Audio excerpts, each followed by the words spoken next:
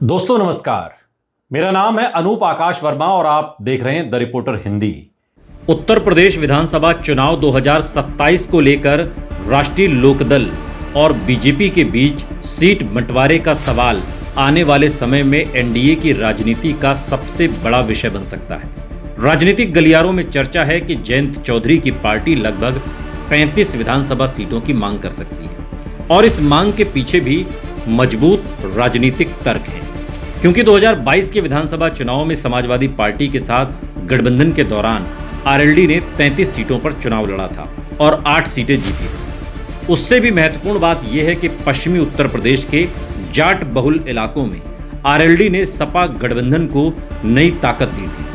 अब जबकि जयंत चौधरी एनडीए का हिस्सा हैं और केंद्र सरकार में मंत्री भी हैं, स्वाभाविक रूप से उनकी राजनीतिक महत्वाकांक्षा और सीटों की मांग दोनों बढ़ी है। लेकिन सवाल यह है कि क्या बीजेपी वास्तव में 35 सीटें देने की स्थिति में है? जमीनी हकीकत और बीजेपी की राजनीतिक शैली को देखें तो इसका जवाब शायद नहीं है। सबसे पहले पश्चिमी उत्तर प्रदेश की राजनीति को समझना जरूरी है। पश्चिमी यूपी में लगभग 120 से 130 विधानसभा सीटें मानी जाती हैं। इनमें मेरठ, मुजफ्फरनगर, शामली, बागपत, गाजियाबाद, हापुड़, बुलंदशहर, अलीगढ़, मथुरा, आगरा, बिजनौर, अमरोहा, मुरादाबाद और सहारनपुर मंडल के कई जिले शामिल हैं। ये क्षेत्र लंबे समय से जाट राजनीति का केंद्र रहा है। चौधरी चरण सिंह की विरासत और किसान राजनीति के कारण आरएलडी की पहचान यहां बनी हुई है। हालांकि 2014 के बाद बीजेपी ने जाट वोटों में बड़ी सेंध लगाई और पश्चिमी यूपी में अपना प्रभाव मजबूत किया।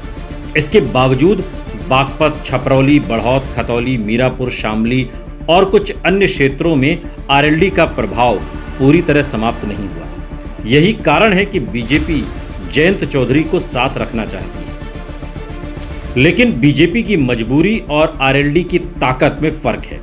बीजेपी आज भी पश्चिमी यूपी की सबसे बड़ी राजनीतिक ताकत है। 2022 के विधानसभा चुनाव में बीजेपी ने पश्चिमी उत्तर प्रदेश की बड़ी संख्या में सीटें जीती थी। वहीं 2024 के लोकसभा चुनाव में कुछ नुकसान जरूर हुआ, लेकिन बीजेपी का संगठनात्मक ढांचा और वोट बैंक अभी भी मजबूत माना जाता है।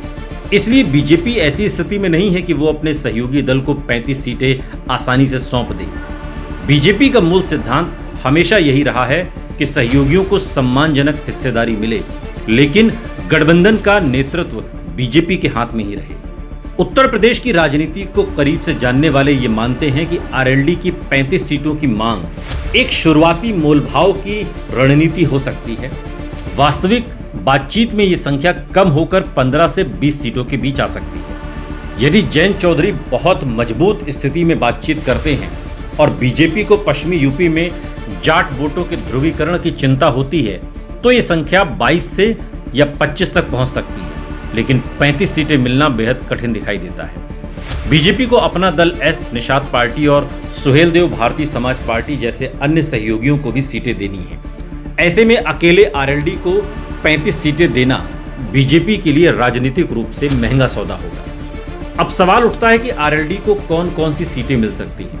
यदि बीजेपी और आरएलडी के बीच समझौता होता है तो सबसे पहले बागपत जिले की बागपत, बढ़ौत और छपरौली सीटों पर आरएलडी का दावा मजबूत होगा। ये सीटें चौधरी चरण सिंह और चौधरी अजीत सिंह की राजनीतिक विरासत से जुड़ी रही हैं। इसके अलावा मुजफ्फरनगर जिले की खतौली, मीरापुर और संभवतः चरथावल जैसी सीटों पर भी आरएलडी दावेदारी कर सकती है। शामली जिले की शामली, कैराना और थाना भवन सीटें भी आरएलडी की मांग सूची में शामिल हो सकती हैं। मेरठ मंडल में सिवाल खास, सरदना, हस्तिनापुर और किठौर जैसी सीटों पर भी पार्टी दावा ठोक सकती है।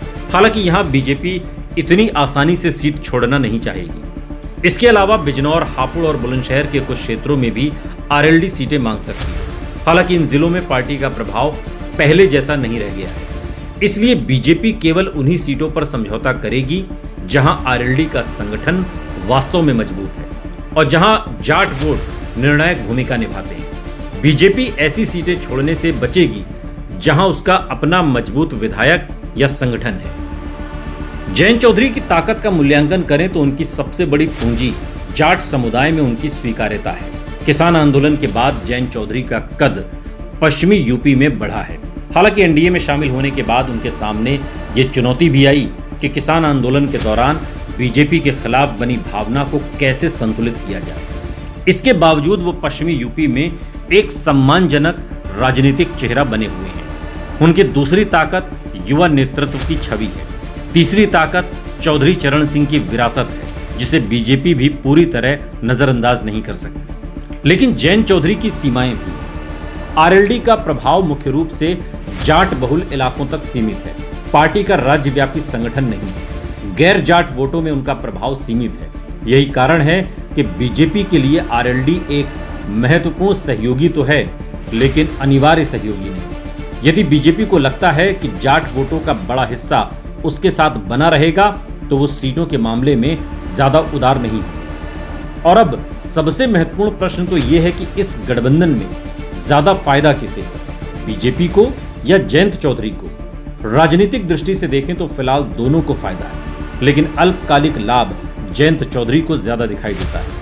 एनडीए में शामिल होने के बाद उन्हें केंद्रीय मंत्री पद मिला, राष्ट्रीय स्तर पर पहचान बढ़ी और उनकी पार्टी को सत्ता के केंद्र तक पहुंच मिली। दूसरी तरफ बीजेपी को पश्चिमी यूपी में जाट वोटों के एक हिस्से को अपने साथ बनाए रखने में मदद मिली।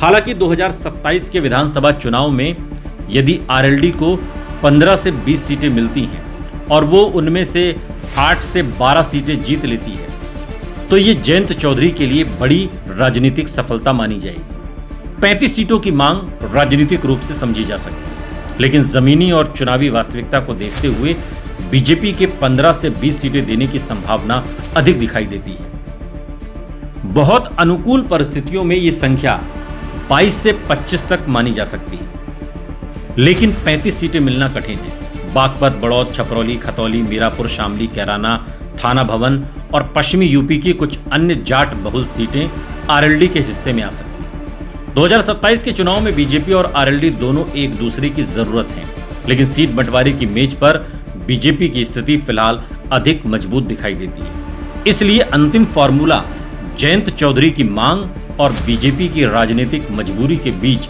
कहीं संतुलन बनाकर निकलने की संभावना है।